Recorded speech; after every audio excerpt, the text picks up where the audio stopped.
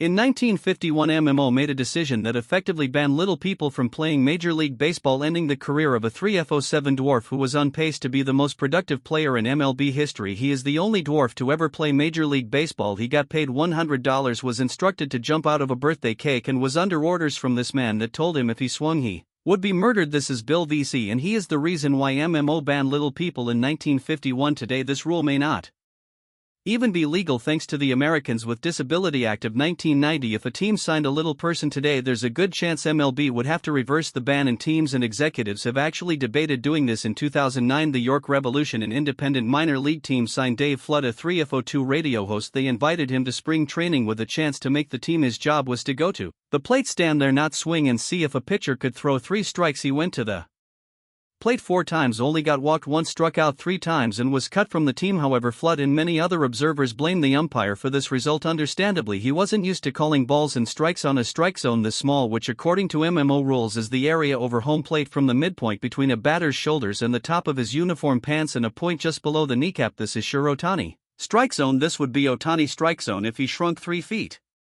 Some believe a zone this small would make throwing a strike impossible, and if Ohtani woke up tomorrow unable to run, unable to field, 200 pounds lighter and 3 foot shorter, he actually be more productive. But in 2014, the Buckingham Bluefish tried this in the Atlantic League, and again the 4'1" batter struck out, showing that professional pitchers can hit small strike zones. But Bill VC had a better idea to make the strike zone even smaller using a loophole in the rule book. The strike zone isn't created based on a player's height, it's created when the batter is in his stance and prepared to swing at a pitched ball, meaning if a 6S batter crouched low enough, he could have the same strike zone as a 4-foot batter as long as this was his natural stance, and he did it every time. So theoretically, if a team hired a dwarf who already had a small strike zone and had him crouch in the box, making his strike zone even smaller, nobody could get him out as long as there was a team crazy enough to try it. Yankees did this in the 1920s because a dwarf convinced the team he had mythical powers. He never actually got to play, the team would just rub him for good luck before at bats. The Athletics had Idor for good luck too, and even let him coach first base until the league banned him from coaching first base. And even Pedro Martinez began hanging out with Dominican actor Nelson de la Rosa during the 2004 playoffs because he was convinced he brought him good luck. But none of the following ever got into a game. The only owner crazy enough to actually try that was Bill Veeck. VE was a chain-smoking war veteran who lost his leg in World War II, wore a wooden leg which he used as an ashtray. He was the person who installed the 4 at Wrigley Field, invented the take me out to the ballgame tradition at Wrigley, and was the first person ever to put players' last names on the back of their jerseys. He would also pull off the most insane stunts possible to get fans into the stadium. He once hired a clown and made him the first base coach until the league got mad and made him stop. He signed a 56-year-old to play for his team so he could claim he had the oldest player of all time. Minnie Manoso did play and became the only player ever to play in 5 different decades. He had a promotion where he gave away 36 lobsters. He had a promotion where fans became the manager for a game. He gave them signs and let them vote on decisions the manager was supposed to make. He even introduced the first exploding scoreboard, then took this to another level by exploding thousands of disco records on the field in between a double-header, which caused thousands to rush the field, causing a riot at the stadium, and they had to cancel the second game. When he managed a team in the minors, he installed a fence that would move back 15 feet every time the opposing team came to the plate, then move 15 foot back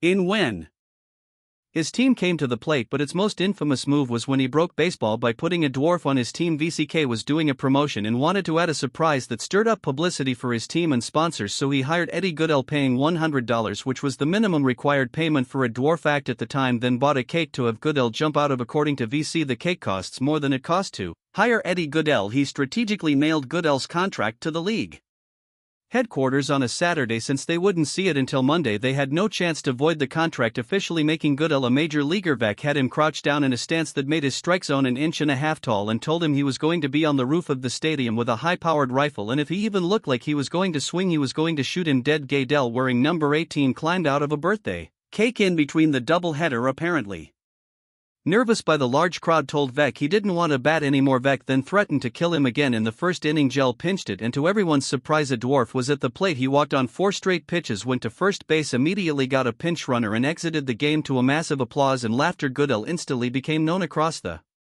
country and booked somewhere from $60,000 to $120,000 worth of bookings in today's dollars within a week of the stunt. A week later he was arrested for public intoxication and told the police he was a professional baseball player. Vec would keep hiring him and once booked him to dress up as a Martian, invade the field and abduct 2 players in another stunt. Years later, Gaedel tragically passed away a decade later, after getting beat up on the street while leaving a bowling alley, and never got the chance to hit again because the day after the stunt the American League voided his contract and MLB made a new rule that required the league president to approve each contract before a player enters a game, effectively banning little people from playing Major League Baseball. 50 years later, Commissioner Bud Steen doubled down on the ban, saying, quote, "It turned the game into a farce, but how effective would a team of little people actually be? Assuming the little person would be ineffective in the field and on the base pass, they would only be able to hit once per game, then be subbed out for a runner." According to calculations done by Nate Silver, if a little person led the game off with a walk, he would increase his team's winning odds by 4.6%. If he did this every single game, he would be worth somewhere between 7 to 8 wins last season. That would have made him the 4th most productive position player in baseball by WAR, but that's assuming he would get walked every time. The last 2 times people have tried this resulted in the little people striking out. It's clear some pitchers would still hit the strike zone. According to baseball statistician Tom Tango, a walk is worth 0.3 wins and an out is worth negative 0.27 wins. So for a little person who can only walk or get out and cannot field or run, he would need an on-base percentage of 530 to be an average yet serviceable MLB player. The question is, could MLB players strike them out more than 50% of the time? Major leaguers like Francisco Rodriguez don't think so, saying he'd rather throw to Babe Ruth than a little person. A former general manager for the Astros doubted they could, saying if he was still a GM and MMO lifted the ban, he'd be willing to sign a little person. And author Todd Gallagher assembled an entire team of little people to face former major leaguer Dana Kerr. He walked the first 5 batters in a row, ended up walking 7 of the 10 batters he faced, gave up 4 runs, left the game, and the team of little people finished with an on-base percentage of 700. If a little person could consistently get walked at this rate, they would be the most effective pinch hitter in the game, and all it would take is someone like Bill Veeck with the balls to challenge MLB and try it.